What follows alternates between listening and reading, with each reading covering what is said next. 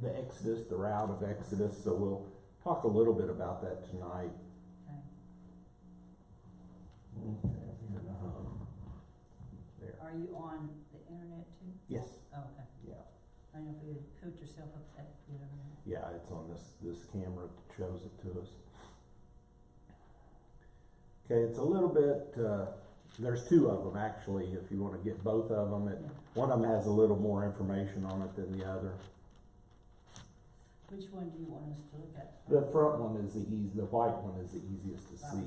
Yeah, the other one has more information on it when you want to take time and look at it. Yeah. Oh. The land grid. Yeah, it's easier. It tells a little bit more about it.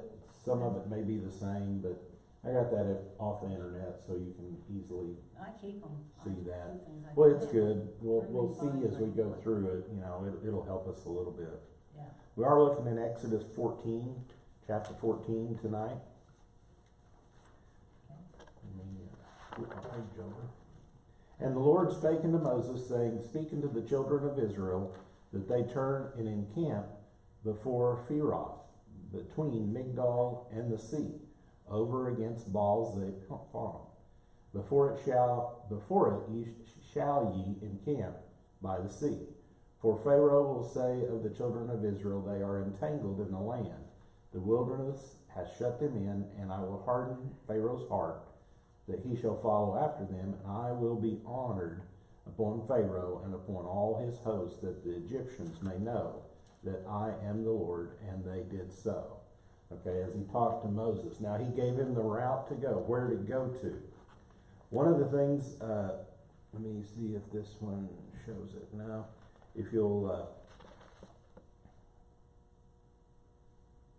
okay, on the other one, I know I said we'd look at the other one, but the other one, if you'll look at that has the land grid on it, there's 3 possible crossings people think that it's at. Now if you look, see Goshen up there at the top left? Down below it, there's an arrow says Bitter Lakes Crossing. Yes. Okay, there's a lake right there. So they are thinking that maybe they could have gone across there. They may have been there. And then just straight below it, right below it, says the port of Suez. Mm-hmm. That is the Suez Canal now, where they go back and forth among that. They think maybe right at the tip of that, where it's kind of a circle, that may be where they crossed. The most likely, what I have read, and they found a lot of archaeological data about it, and this guy is Steve Rudd, the way he studied and he talked about it on his site, down at the very bottom, see it says Etham and Migdol, of that triangle portion. It's right at the bottom. There's a crossing across the blue. It goes from that red dot over to the wilderness of Shur. Okay? And actually, like I said, they think that may be the most likely. Now you can see it on the white one too. It shows the very same paths. Oh, yeah. But it doesn't point out those other 2 possible routes. He's saying that this one down below is the one that was the Red Sea crossing. They say at that particular time it was about, there is right there between them a land bridge underwater, okay? But it's about 250 meters deep, 750 meters. That's still, or 750 feet. That's still a long, even though, so a crossing there still would have been a miracle if it was, no matter where it was at. And God there, it doesn't matter. But it maybe God knew that and he blew that away so they could see that. Yeah. And have that way. Now one of the things that they said in reading, and it's not in here, but in this Steve Rudd's leading, all the way down right there at Migdol at the bottom, it says Watchtower. Yeah. See that? That was one of the southernmost Egyptian outposts. Now the blue line that's up here at the top, is it on both of them? Yeah, it's on both of them. that's kind of the old Egyptian border, where Egypt was when Pharaoh was there. Okay, so it encompassed about half of this wilderness. River of Egypt? It says the Wadi, it's right, this one right up here. Oh, See that big blue line? Yeah.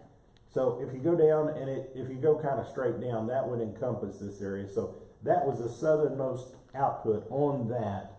And they said that that was about, if they saw the children of Israel there, and they could have seen it there, 2 million people, and they knew that they were up against the sea, like God had told Moses to do, they could easily send a carrier pigeon to Ramses. In 4 hours, it'd be there. So Ramses then could come back down and know. This kind of sets up the story of what I'm getting ready to read in the next part. God set it up so it looked like to everybody that they were trapped. They were kind of in an area that was big enough to hold all of them, but they were surrounded. And that's where they by complained, the sea. right? Well, they just started getting serious. They started getting seriously scared because they could, once Pharaoh came, they could see his armies out there. Well, where were they at when he started after them? That's where it would be. See, it goes there to Etham. Yeah. And then comes back down and then goes straight across right there. Yes, okay. And that's where they crossed, is what they think. Okay. We'll talk a little bit more about that in just a second. Exactly. Well, that's where they think. think. Where it was, he started after them. That's where we think, okay? Okay. Verse 5 says, and it was told the king of Egypt and the people fled, okay? So somehow Pharaoh learned that they were in an area that they could get them back, is what he's thinking. The king of Egypt, that the people fled, okay? He knew that the people of Israel had left, and the heart of Pharaoh and his servants was turned against the people, Israel, and they said, why have we done this, that we have let Israel go from serving us? They've already forgotten the 10 plagues that had just happened a few days before. So they're saying, why did this happen? So he made ready his chariot, and took his people with him, and he took 600 chosen chariots, and all the chariots of Egypt, and captains over every one of them. And the Lord hardened the heart of Pharaoh, king of Egypt, and he pursued after the children of Israel, and the children of Israel went out with a high hand. But the Egyptians pursued after them, all the horses and chariots of Pharaoh, and his horsemen, and his army, and overtook them encamping by the sea, besides Pihahiroth, before Baal Zephon. Now, those are ancient names, and we're not really sure, but see, on this white piece right there, it says Pihahiroth, mouth of water. Okay. So that's where they think that town was. And over to the right, it says Baal Pezon. Right. Which that says it's the Straits of Tiran, that little 200, where, That's yeah. where that little tiny black dotty, little circle is? That little circle, I think, is a little island there. Oh, okay. It says that, I told you, the Straits of Tiran, it's 16 kilometers wide, or about, what would that be, about 10 miles wide, with a natural underwater land bridge less than 250 meters deep and 800 meters wide. So it's 2,400 feet wide, quarter mile wide. Okay. And this crossing was a kilometer north of the Pink Coral Reef. I guess there's a reef there that, why made that land bridge there. I'm not sure. But it's just giving us a little bit of information of what that happened. So that tells us, and it kind of, the way this person went and did the archaeology, that's where he thinks that they crossed, like I said. Did Moses happen to know the route, or is he just? No, he goes as God. As we talked about last week, whenever the cloud moved, the people moved. So that he wasn't warned of God told him at the first chapter 1, or verse 1, this is the way you want to go. Go down here, make a left, turn there, and do this. Okay. And that's what he did. He kind of had an idea anyway. Well, he told him where, but he's seeing this and he's looking around and he's like, I wonder why we're here. There's nothing but water. You know, he may Here be, we are, what's going on? I'm not saying he's questioning God, but he's probably like, I don't know if I would have picked this place, God. You know, it's one of those things. Chariots at the time were the most sophisticated military technology available. So they knew that they would be able to easily get and catch them and get, you know, they could move around a lot easier than the people could. And it says the idea behind the Hebrew words with boldness, they went out with boldness, is what this says. The Old English says they went out with a high hand. Says includes the idea of rebellion against authority. The rebellious nature of Israel was good when it was against Pharaoh and all it stood for. It was bad when it was against the Lord and Moses. The trouble with most rebels is that they rebel against the wrong things. Isn't that true today? Whenever we see, quote, rioters, they're rebelling against something. A lot of times they're when they attack the Capitol. Yeah, they're doing against the wrong thing. So, okay, verse 10. And when Pharaoh drew nigh, the children of Israel lifted up their eyes, and behold, the Egyptians marched after them. And they were sore afraid, and the children of Israel cried out unto the Lord. And they said unto Moses, because there were no graves in Egypt, hast thou taken us away to die in the wilderness? Wherefore hast thou dealt with us to carry us forth out of Egypt? Is not this the word that we did tell thee in Egypt, saying, let us alone, that we may serve the Egyptians? For it had been better for us to serve the Egyptians than we should die in the wilderness. They see, only thing they can see is the water. They say, well, the Egyptians are back behind us, and the water's in front of us. They're going to get us and take us back and kill us, you know, beat us abundantly, all the leaders of the time. And they just did not want that. They were rebelling against.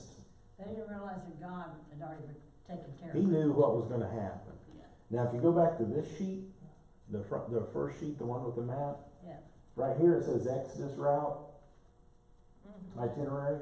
Okay, this is Goshen, which in today it's at Tel Adaba, is what they're saying. From there down to the bottom, Tiran, which is that straits, says it's 500 kilometers, which is about 300 miles. That took 17 days, going about 29, 30 kilometers a day. Wow. So which is about 30 times 2, it's about 18 miles a day. Because That they couldn't travel. travel very fast.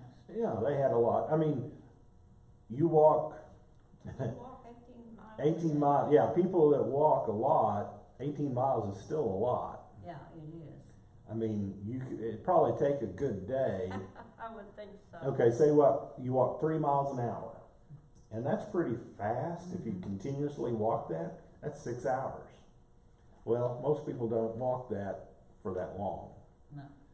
So, but it didn't take Pharaoh quite that long because he had all his chariots and armies, and he has people. It's not just up here. He had, like down here at this watchtower, I'm sure he had a bunch of his army set up down here because that's anybody going to attack him, they're going to know. They'll see it from that watchtower. And he had other people around. All of, you know, his troops were all scattered, just like our forts and bases are all scattered around. Yeah. So he didn't have them all concentrated in one place, but Pharaoh and a few of his that came down from Goshen, the land of Goshen, they got there pretty quick. But the Israelites, first thing they do is start complaining. You left us, you know, you should have left us there. We told you that, blah, blah, blah. Why in the world did you do that? Okay, let's see. Let's go to the next page. Verse 13 and 14. And Moses said unto the people, fear ye not, stand still and see the salvation of the Lord, which he will show to you this day. For the Egyptians whom you have seen today, ye shall see them again no more forever. The Lord shall fight for you, and he shall hold your peace. Stand still and see the salvation of the Lord. He wants to tell them, you guys need to understand who God is. the people still didn't have, it was very temporary, whatever they did have. They wouldn't keep it for very long, their faith, okay? Moses at this time, yeah, he may have, in your mind, a lot of times you may question something, but it's like, well, I'm not gonna say anything. He ought to know what he's doing. To anybody that, your boss or whatever, until it gets out of hand. But here, he's like, God's proven himself too many times to me. I know he's got a plan. I don't know what it is, but he's still got a plan. And what's it he said before that? Stand still and see the salvation of the Lord. A lot of times we want to do something. We want to run. We want to get up and go whenever the going gets tough. We don't need to do that. Sometimes we just need to pray. We just need to talk to the Lord and let him calm us and be able to see what he's going to do. It may take some of that. A lot of times we don't like the weight that we get from God. Patience, that's right. We don't like that as the people. He tested us for that. Verse 15. And the Lord said unto Moses, Wherefore criest thou unto me? Speak unto the children of Israel that they go forward. Okay, Moses is going back, and evidently he talked to the Lord, and now Lord's telling him, why are you crying back to me? Go tell the people, go forward. You got to do something. You got to move. But lift that thy rod, and stretch out thine hand over the sea, and divide it, and the children of Israel shall go on dry ground through the midst of the sea. And I beheld, I will harden the hearts of the Egyptians, and they shall follow them, and I will get me honor upon Pharaoh, and upon all his hosts, upon all his chariots, upon his horsemen. And the Egyptians shall know that I am the Lord, when I have gotten me honor upon Pharaoh, upon his chariots, and upon his horsemen.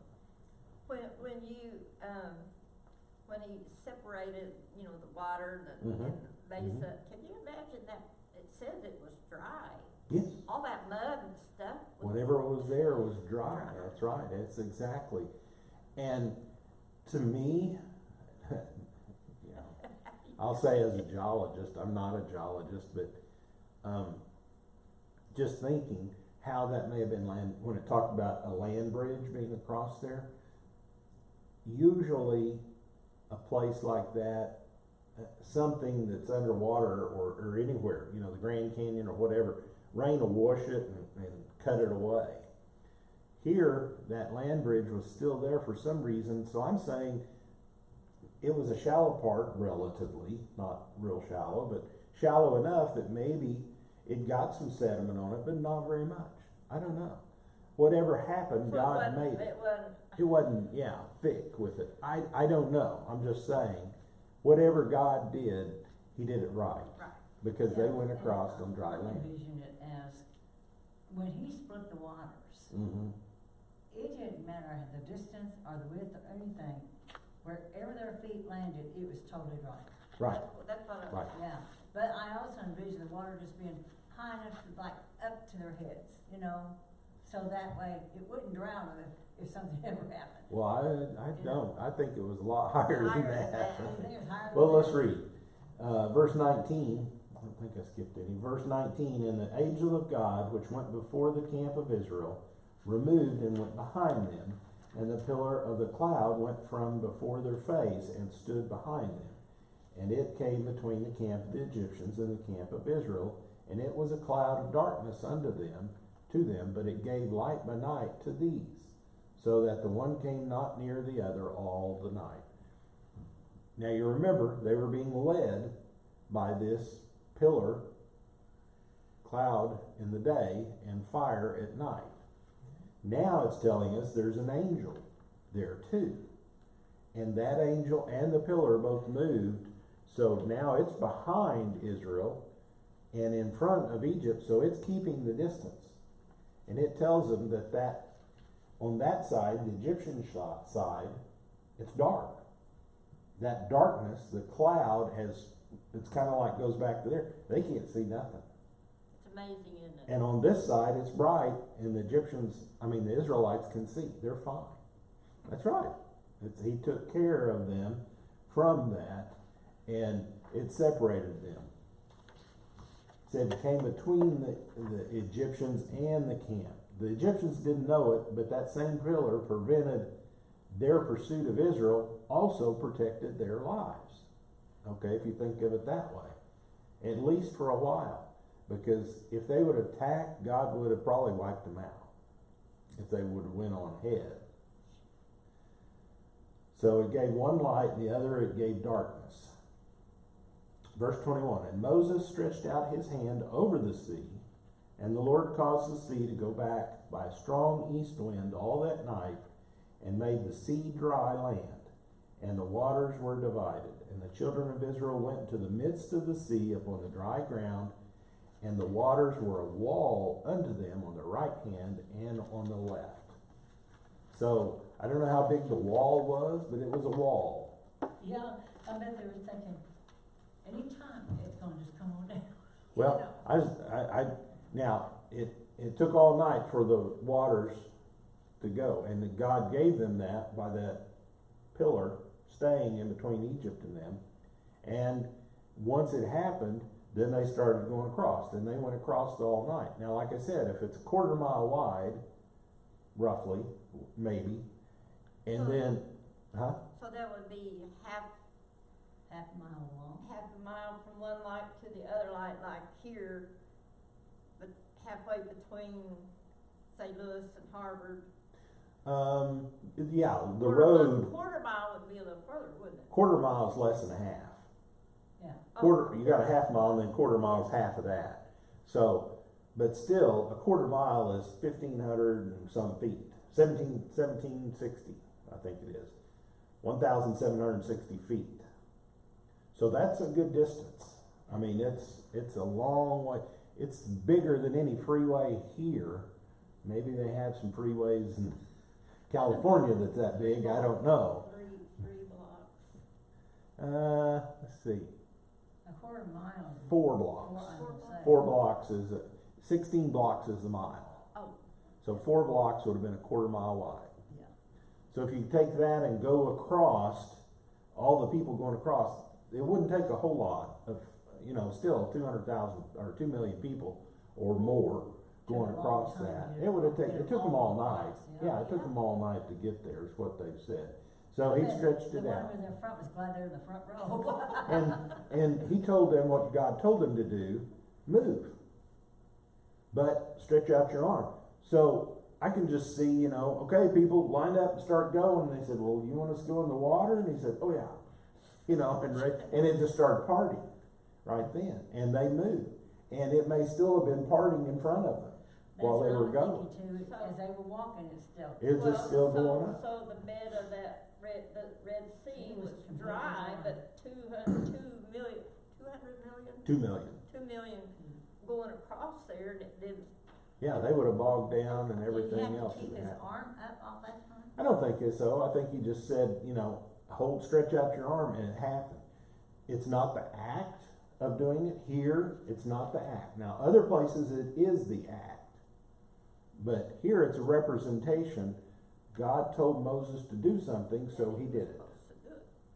And whether he kept his arm out, on the show, he's standing on the rock that's way up high, and Charlton Heston is holding that out there, and he's just holding it the whole time. I don't know if that's true. I don't think that's what happened, but maybe it was. Maybe he took held. a little bit of liberty. It did, because I'm pretty sure. We'll talk about it here in Of just a course, minute. when they but- read the story too, they're human, and so they interpret their way also. Sure. To make the film. Now I'm going to skip down to page 9, which is verse 23. There's a lot in there. We've kind of talked about it in there already. Here it says one thing that's interesting. A bulletin of the American Meteorological Society.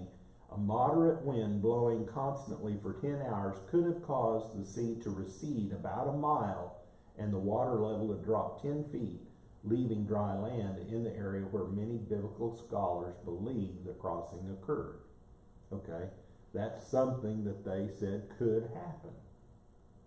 But that's interesting. I'm not gonna go through all that, you can read it on your own time, but there's a lot of things, there. And one other thing I said, when you see the wall of water, I kinda wonder if you could see the fish, you know, over there crawling through. I don't know, it's, you know, or if it was, I'll grab you a fish. yeah, I don't know. My mind thinks weird things You can sometimes. imagine all sorts of. Oh, yeah.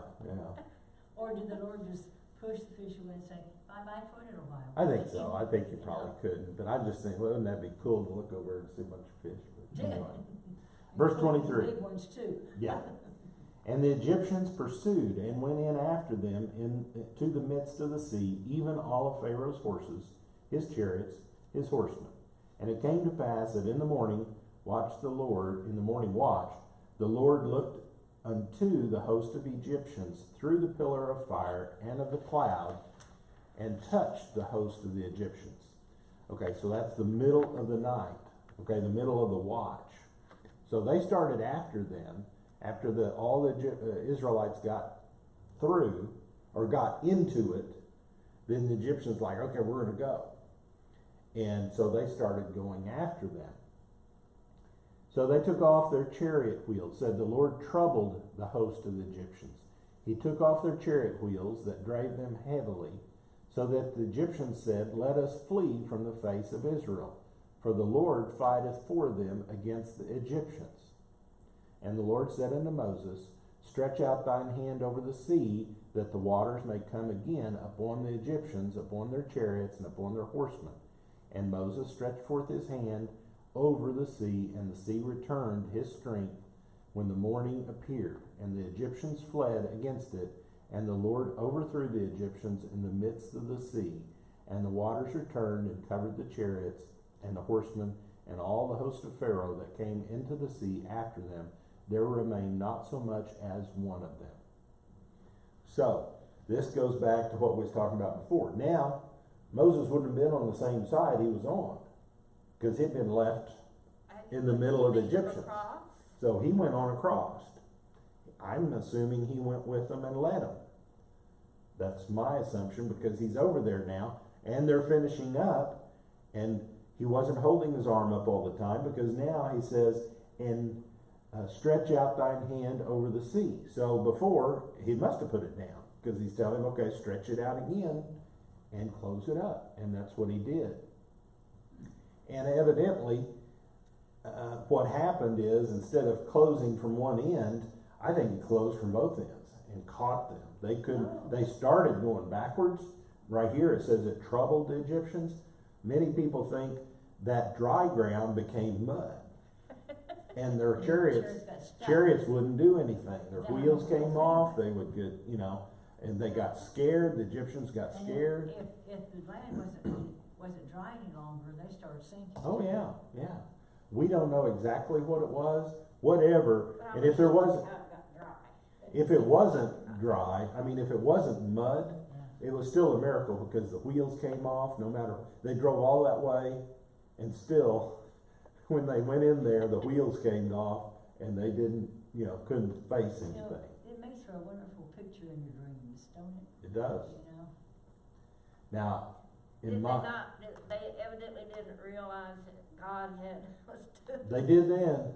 They did in the middle. They're like, oh crud, we're in here and God's doing look at all this. He's like, why do we do here? They kind of woke up and smelled the coffee, and it was not smelling very good. So. Can you imagine they're already halfway out there? Oh yeah, I think they were. We are going to drown. And so they tried, says, came upon them.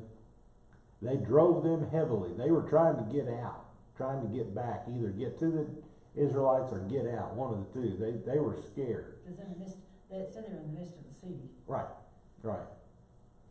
So all the waters returned, and it just buried them all. Not even one. Now, didn't say anything about Pharaoh. I think Pharaoh was on the other side. I don't think he went into the water. Doesn't say. But, no, I think he's being prudent. He's sending his army out there. Go get them, boys, and bring them back. We want to do that. So we don't know that. I say that because He's telling them, I'm going to get out of Pharaoh. I'm going to answer Pharaoh's question that he asked Moses back in chapter 4, I think it was. Who is God? Who is this Lord? He's going to know now. He's going to know for sure. Oh, he's the one that killed my whole army without, anything. Any, just God, you said amazing. one word. Here, Moses. Verse 29. But the children of Israel walked upon dry land in the midst of the sea, and the waters were a wall unto them on the right hand and on their left. Thus the Lord saved Israel that day out of the hand of the Egyptians, and Israel saw the Egyptians dead upon the seashore. And Israel saw that great work which the Lord did upon the Egyptians, and the people feared the Lord, and believed the Lord and his servant Moses. Now, we also want to look at, because they saw all these people dead, they began taking, I think, again, taking what they had. They had swords, they had arrows, they had bows, they had their armor. They started taking this stuff. They spoiled the army. That's what you do whenever you're war. God had to teach these people about war. And once an army devastates another army, then they take everything they've got and they make theirs better. They don't have any armor. They don't have any chariots. Are They you don't saying have they took the dead Egyptians. He said there they saw them. They were upon the seashore, so they washed up upon the seashore, and they saw them. The Israelites saw them, and however many. So they're going to show up one way or another, either on that side or whichever side. So the ones that they did, they went ahead and gathered what they could. They're going to make use of it. No use to the Egyptians now, they're dead. So, says this principle applies to day-to-day struggles of life. Though the pressure of your trial is almost unbearable, you will one day see your Egyptian dead. We need to understand that God is in control, and sometimes we don't necessarily see the ultimate victory right away. But as the morning breaks, they will awake with songs of joy to see the death and the grave of all the evils that they dreaded, just like the Egyptians were strewn about the shores of the Sea of Glass. And here it says, Clark speculates, we don't know, but speculates that the Israelites plundered the dead Egyptian soldiers and therefore gained weapons that they would use later in the battle against the Amalekites and the Amorites and all the others up in the Palestine, in the New Canaan, where they say. Okay, well that's the last of that chapter. And we'll go on to 15 next week. Well, we will. I just finished 18.